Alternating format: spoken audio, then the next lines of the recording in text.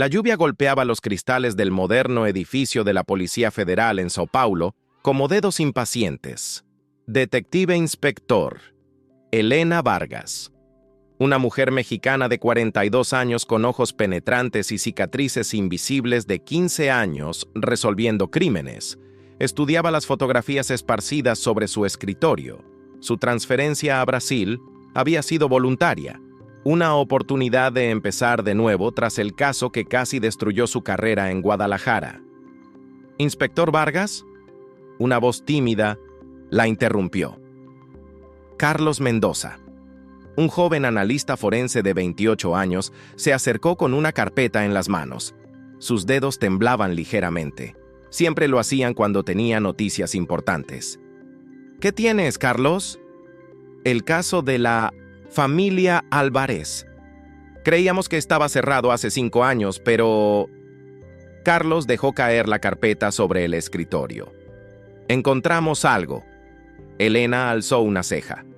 La familia Álvarez, padre, madre y 2 hijos, habían sido encontrados muertos en su mansión de 1970 Morumbí en 2020. El caso se había cerrado como asesinato-suicidio. Roberto Álvarez, un empresario en bancarrota, supuestamente había matado a su familia antes de quitarse la vida. «¿Qué tipo de algo?», preguntó Elena, su instinto de detective despertando. «ADN, una muestra que no coincide con ningún miembro de la familia y que acaba de aparecer en el sistema». Carlos abrió la carpeta con manos nerviosas. «Pertenece a Miguel Sandoval, un sicario conocido que murió en un tiroteo en 1960. Ciudad de México, 3 años después de los asesinatos de los Álvarez». Elena sintió ese familiar cosquilleo en la base del cráneo, la sensación que siempre tenía cuando un caso muerto volvía a la vida. Imposible. Si Sandoval murió en 2023, ¿cómo?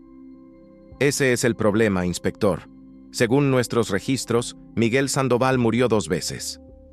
El bar, o Último Gole, se escondía en una esquina olvidada de Vila Madalena, donde la música bossa nova se mezclaba con el humo de cigarrillos y los secretos susurrados. Isabela Santos, periodista de investigación de 35 años con una reputación por destrozar carreras políticas, revisaba sus notas mientras esperaba a su fuente. Sus ojos verdes, heredados de su abuela italiana, escanearon la multitud hasta detenerse en un hombre corpulento que se acercaba a su mesa. Detective Raúl Moreno, de 45 años, con el rostro curtido por 2 décadas en las calles de Sao Paulo, se sentó frente a ella sin invitación. «Isabela, esto es peligroso», murmuró Raúl, deslizando una carpeta manila sobre la mesa húmeda. «Pero sabes que te debo una». Isabela sonrió, una sonrisa que había abierto más puertas que cualquier credencial de prensa. «El caso Álvarez. ¿Por qué lo están reabriendo después de 5 años?» «Porque nunca estuvo realmente cerrado». Raúl bajó la voz. Roberto Álvarez no era el hombre desesperado que pintaron los medios. Tenía conexiones que llegaban hasta México. Isabela abrió la carpeta y sus ojos se agrandaron. Fotografías de transferencias bancarias, documentos con sellos oficiales, nombres que reconocía de sus investigaciones sobre carteles mexicanos. ¿Lavado de dinero? Algo más grande. Roberto estaba ayudando a lavar dinero del cartel de Sonora. Pero alguien descubrió que estaba quedándose con una parte más grande de la que le correspondía. Isabela sintió la adrenalina familiar corriendo por sus venas. Esta historia podía ser su boleto de regreso a los grandes medios internacionales. ¿Tienes pruebas? Raúl asintió, pero su expresión se ensombreció. Sí, pero Isabela, la persona que ordenó la muerte de la familia Álvarez sigue viva y ahora sabe que estamos investigando. El teléfono de Isabela vibró. Un mensaje de número desconocido. Algunos fantasmas, es mejor dejarlos descansar en paz. La oficina forense olía a químicos y muerte antiséptica. Elena observaba mientras Carlos examinaba bajo el microscopio las fibras encontradas en la escena del crimen. Original, evidencia que había sido archivada convenientemente durante 5 años. «Mira esto». Carlos ajustó el foco. «Fibras de una camisa de diseñador italiano. Molto caro, muy caro.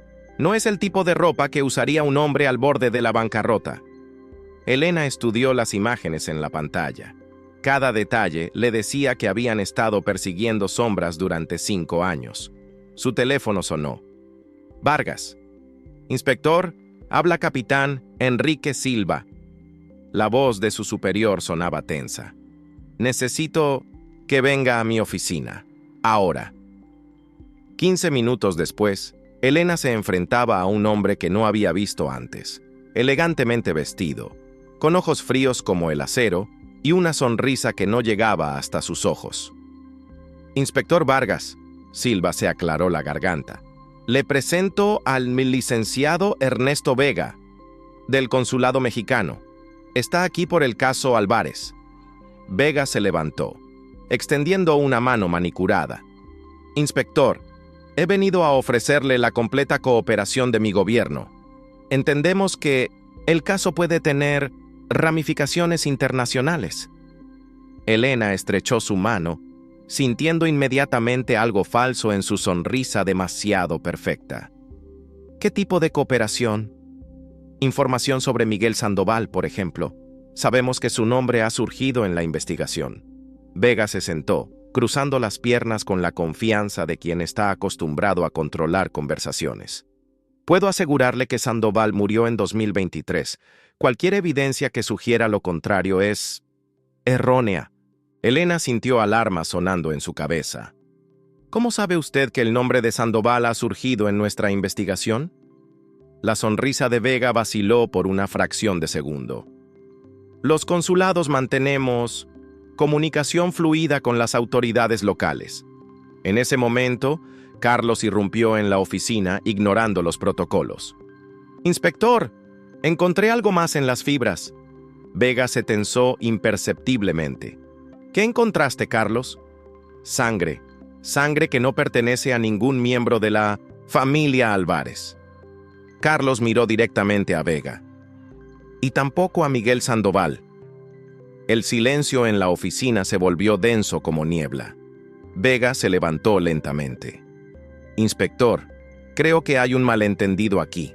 Tal vez sería mejor continuar esta conversación mañana, cuando todos hayamos tenido tiempo de reflexionar». Pero Elena ya no lo estaba escuchando. Estaba pensando en la sangre desconocida, en las fibras caras, en un hombre que murió 2 veces. «Licenciado Vega», dijo finalmente, «¿dónde estaba usted la noche del 15 de marzo de 2020?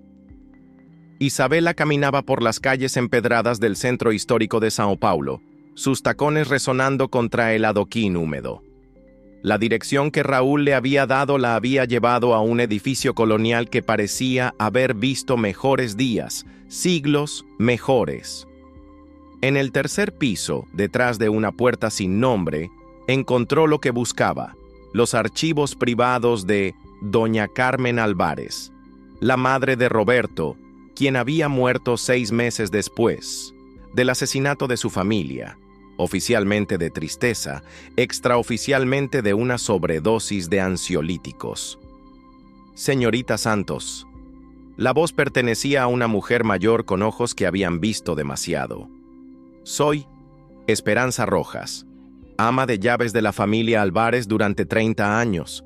Doña Carmen me pidió que guardara estos documentos para alguien que hiciera las preguntas correctas». Esperanza llevó a Isabela a una habitación llena de cajas de cartón. Doña Carmen sabía que su hijo no había matado a su familia. Roberto era muchas cosas: codicioso, ambicioso, tal vez deshonesto, pero jamás habría tocado a sus hijos. Isabela abrió la primera caja. Cartas, fotografías, documentos financieros que pintaban un cuadro muy diferente al que había aparecido en los periódicos. Roberto estaba asustado las últimas semanas antes de su muerte, continuó Esperanza. Recibía llamadas a todas horas. Había cambiado las cerraduras de la casa 3 veces ese mes. Isabela encontró una fotografía que me la hizo detenerse.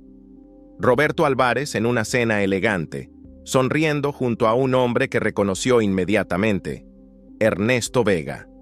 Pero el sello en el reverso de la foto mostraba una fecha de 2019, mucho antes de que Vega dijera haber llegado a Brasil. ¿Esperanza reconoce a este hombre? La mujer mayor estudió la fotografía y su rostro se ensombreció.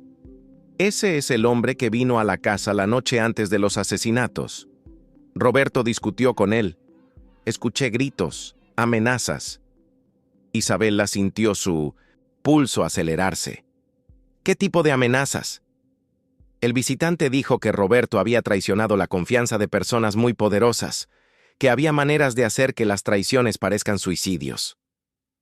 Esperanza se abrazó a sí misma. Al día siguiente, toda la familia estaba muerta. Isabela tomó su teléfono para llamar a Elena Vargas cuando Esperanza la detuvo. «Hay algo más, señorita. Roberto había estado grabando sus conversaciones. Doña Carmen encontró las grabaciones después de su muerte, pero tenía demasiado miedo de ir a la policía. Esperanza le entregó una caja más pequeña. Están todas aquí, las conversaciones que prueban que Roberto estaba siendo chantajeado y la identidad de quien realmente ordenó los asesinatos». Elena estudiaba las grabaciones que Isabela había compartido con ella, sus auriculares transmitiendo las voces fantasmales de los muertos, la voz de Roberto Álvarez, tensa y suplicante, y otra voz, fría, calculadora, definitivamente mexicana. «No puedes simplemente cambiar los términos del acuerdo, Roberto. Nuestros socios no son flexibles con este tipo de creatividad contable. Por favor, necesito más tiempo. Mi esposa está sospechando. Si ella va a los medios, entonces quizás es hora de que tu esposa deje de ser un problema». Elena pausó la grabación. Había algo familiar en esa segunda voz, algo que hacía que su piel se erizara. Carlos entró a la oficina con nuevos resultados del laboratorio. «Inspector, analicé la sangre de las fibras. Tenemos un nombre». «¿Quién?» «La sangre pertenece a Diego Herrera, un sicario del cartel de Sonora que supuestamente murió en un enfrentamiento con la policía en Tijuana en 2021. Elena sintió que las piezas comenzaban a formar un patrón terrible. «Carlos, ¿cuántos más?» «¿Perdón? ¿Cuántos más muertos van a aparecer vivos en este caso?» Antes de que Carlos pudiera responder, Elena recibió una llamada de Isabela.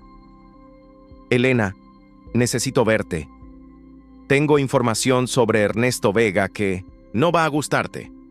Una hora después, se encontraron en un café discreto en el barrio de Pineiros. Isabela deslizó una carpeta sobre la mesa. «Ernesto Vega no existe», dijo sin preámbulos. Elena alzó las cejas. «¿Qué quieres decir?» «Quiero decir que el hombre que se presenta como diplomático del consulado mexicano es en realidad Antonio Salazar, exmilitar y actual jefe de operaciones del cartel de Sonora en Sudamérica». Isabela abrió la carpeta, revelando fotografías de vigilancia, documentos de inteligencia, reportes de Interpol. Salazar llegó a Brasil en 2019 bajo una identidad falsa.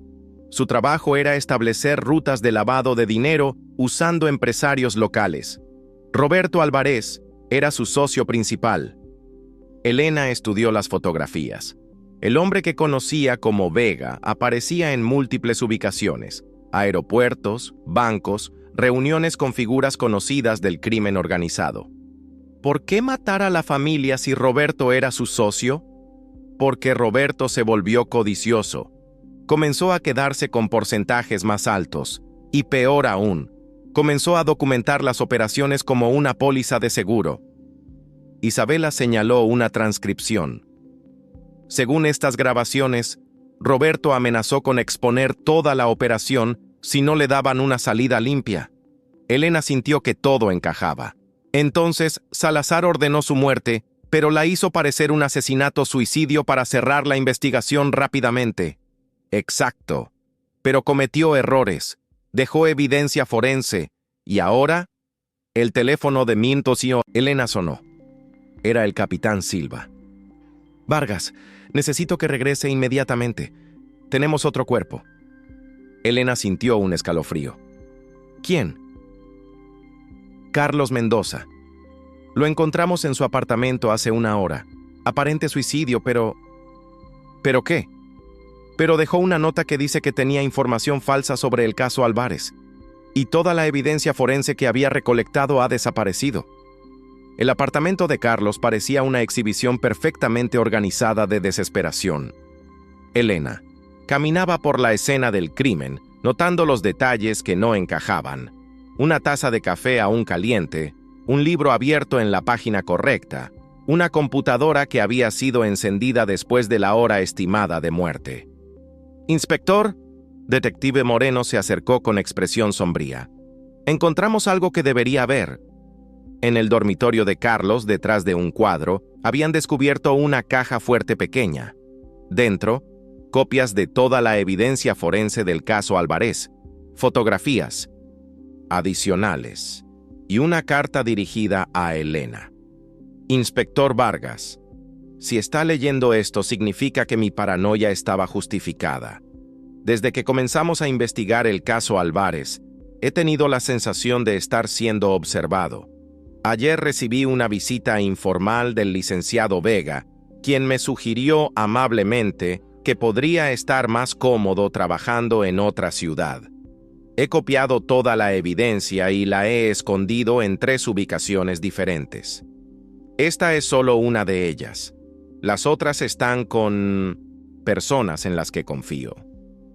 La sangre en las fibras no solo pertenece a Diego Herrera. También encontré rastros de cocaína de pureza extremadamente alta, del tipo que solo se produce en laboratorios específicos del cartel de Sonora. Inspector, creo que la operación de lavado de dinero sigue activa. Roberto Álvarez fue solo el primer eslabón en una cadena que se extiende por toda Sudamérica. Tenga cuidado en quien confía. Carlos». Elena sintió un nudo en el estómago. Carlos no se había suicidado, había sido silenciado. Su teléfono vibró. Mensaje de Isabela. «Tengo problemas. Creo que me están siguiendo. Nos vemos en el lugar de siempre. Y Elena, trae tu arma». Una hora después, Elena llegó al bar O Último Gole para encontrarlo extrañamente vacío. Solo Isabela estaba sentada en una mesa del fondo, pero algo en su postura le dijo a Elena que algo estaba muy mal. «Isabela». Elena se acercó cautelosamente, su mano descansando sobre su pistola. «Elena, gracias por venir».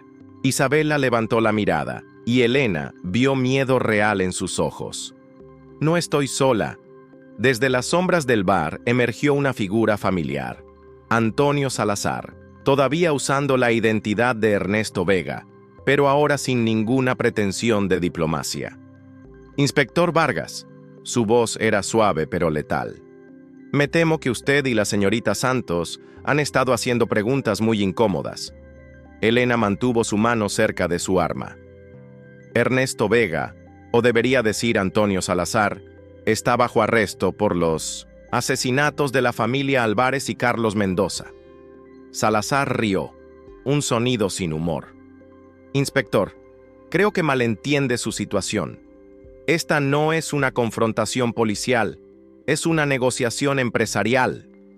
Desde otra esquina del bar aparecieron 2 hombres armados. Elena reconoció a uno de ellos de las fotografías de Carlos, Diego Herrera, supuestamente muerto. «La oferta es simple», continuó Salazar. «Ustedes cierran su investigación, archivan el caso como resuelto y todos seguimos con nuestras vidas. Continuar investigando sería imprudente». Isabela habló por primera vez desde la llegada de Elena. «¿Y si decimos que no?». Salazar se encogió de hombros. «Entonces, desafortunadamente, tendremos que agregar 2 nombres más a la lista de víctimas del crimen organizado en Sao Paulo. Estos son tiempos peligrosos». Elena evaluó sus opciones. Estaba superada en número, pero tenía una ventaja. Salazar necesitaba mantener las apariencias. No podía simplemente asesinar a una detective y una periodista sin consecuencias. Tiene 24 horas para decidir, inspector. Después de eso, Salazar hizo un gesto hacia sus hombres. Las decisiones se toman solas. Elena no durmió esa noche. En su apartamento, rodeada de todos los archivos del caso, trazó conexiones en un gran pizarrón como una detective obsesionada en una película noir. Carlos tenía razón. La operación de lavado de dinero seguía activa, y Roberto Álvarez había sido solo el principio. A las 5 a.m., su teléfono sonó. Isabela, con voz entrecortada. «Elena, encontré las otras copias que Carlos escondió. Tengo evidencia suficiente para exponer a toda la red. Pero necesitamos actuar ahora. ¿Dónde estás?» «En la Catedral d'Ace.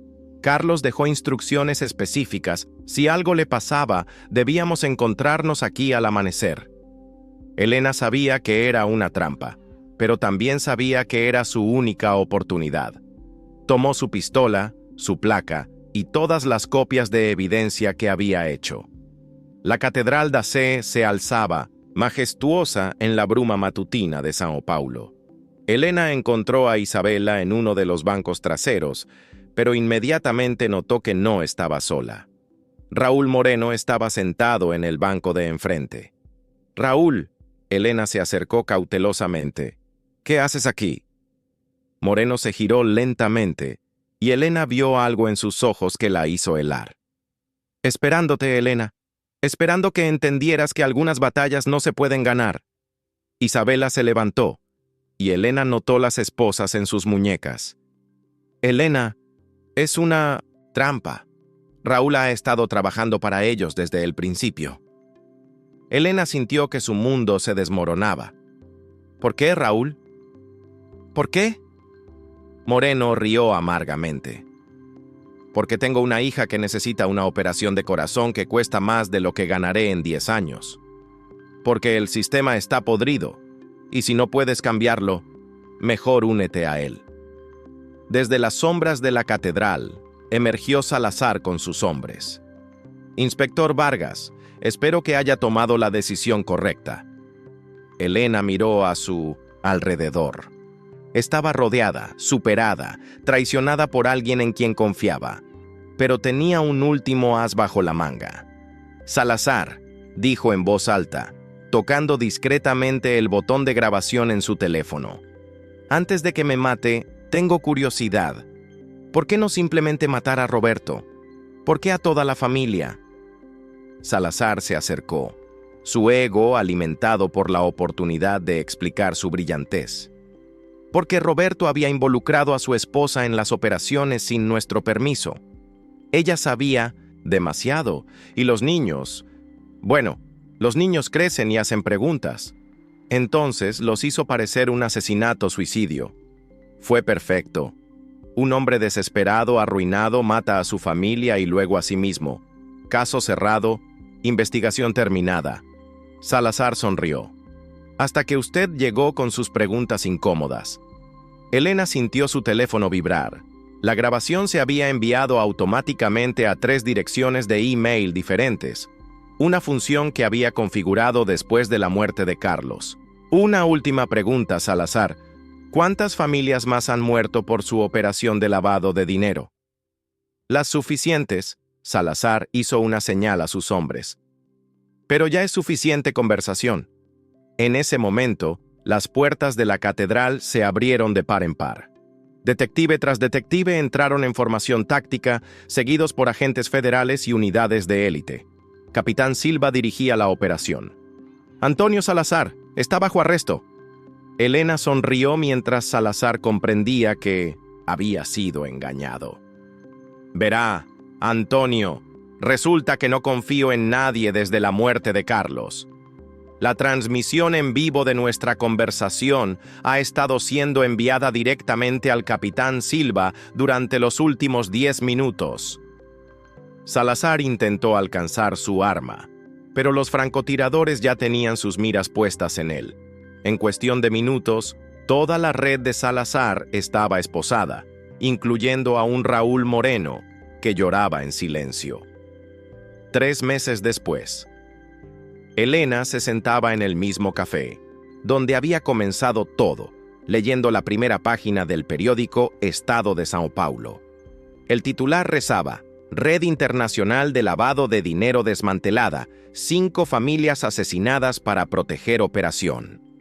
Isabela se sentó frente a ella, con mejor aspecto de lo que había tenido en meses. «Felicidades, inspector. El juicio de Salazar comienza la próxima semana». «No hay nada que celebrar». Elena dobló el periódico. «Carlos sigue muerto. La familia Álvarez sigue muerta. 5 familias en Minas City. Total, Isabela. Pero la verdad salió a la luz. Eso es lo que Carlos habría querido». Elena asintió, mirando por la ventana hacia las calles bulliciosas de São Paulo. La ciudad seguía moviéndose, indiferente a los dramas humanos que se desarrollaban en sus rincones oscuros. ¿Qué hay de Raúl? Colaboración completa con la fiscalía a cambio de una sentencia reducida. Su hija recibió la operación que necesitaba, irónicamente, pagada por los activos confiscados de la operación de Salazar. Elena tomó su café, saboreando el amargor que también complementaba sus pensamientos. ¿Y las otras familias? Las que murieron antes que los Álvarez. Isabela consultó sus notas. Estamos identificando a las víctimas. 3 familias en Argentina, 2 en Colombia, 1 en Uruguay, todas asesinadas cuando amenazaron con exponer la operación. Todas hechas parecer accidentes o suicidios. Todas excepto una. La familia Herrera, en Bogotá. El padre era primo de Diego Herrera, el sicario. Cuando Diego se enteró de que su primo había sido asesinado por Salazar, comenzó a planear su traición. Elena alzó las cejas. ¿Traición? Diego fingió su propia muerte en 2021 para poder operar en las sombras contra Salazar. Había estado recopilando evidencia, preparándose para entregársela a las autoridades. Isabela sonrió tristemente. En cierto sentido, Carlos y Diego estaban trabajando hacia el mismo objetivo, sin saberlo. Elena reflexionó sobre la ironía. 2 hombres buenos, trabajando en lados opuestos de la ley, unidos por el deseo de justicia. ¿Qué hay de ti? ¿Regresarás al periodismo internacional? Isabela negó con la cabeza. Creo que São Paulo se ha convertido en mi hogar. Hay demasiadas historias aquí que necesitan ser contadas. Elena se levantó para marcharse, pero Isabela la detuvo. Elena, hay algo más. Recibí una carta esta mañana. Isabela le entregó un sobre sin remitente. Dentro, con la letra cuidadosa de Carlos, Elena encontró un mensaje final. Inspector Vargas, si está leyendo esto, significa que mi plan funcionó. He programado este mensaje para que se envíe solo si no cancelo la automatización durante más de 30 días. Quería que supiera que trabajar en este caso con usted ha sido el honor de mi carrera. Usted me enseñó que la verdad vale cualquier riesgo. He dejado todas mis investigaciones forenses en una bóveda de seguridad en el Banco Central. Las instrucciones están en mi testamento. Use esa información para ayudar a otras familias que merecen justicia. Y Elena, no se culpe por mi muerte. Elegí este camino porque creí en lo correcto. Su amigo y colega, Carlos. Elena sintió lágrimas pinchando en sus ojos, las primeras desde la muerte de Carlos. Isabela le puso una mano en el hombro. Él sabía los riesgos. Todos lo sabíamos. Elena guardó la carta en su bolso, pero no hace que sea más fácil. Se despidieron en la puerta del café. Elena caminó por las calles de São Paulo, una ciudad que ya no le parecía extraña. En su bolsillo, su teléfono sonó. Otra llamada, otro caso, otra oportunidad de encontrar verdad en medio de las mentiras. Mientras contestaba la llamada, Elena miró hacia atrás una última vez, hacia el café donde había comenzado esta historia. En la ventana, pudo jurar que vio el reflejo de Carlos, sonriendo y asintiendo con aprobación. La justicia había llegado tarde para la familia Álvarez, pero había llegado. Y a veces, en un mundo imperfecto, eso tenía que ser suficiente. «Inspector Vargas», dijo al teléfono, enderezando los hombros. La ciudad la necesitaba. Había más historias que contar, más verdades que descubrir, más familias que merecían justicia. Y Elena Vargas estaba lista para el siguiente caso.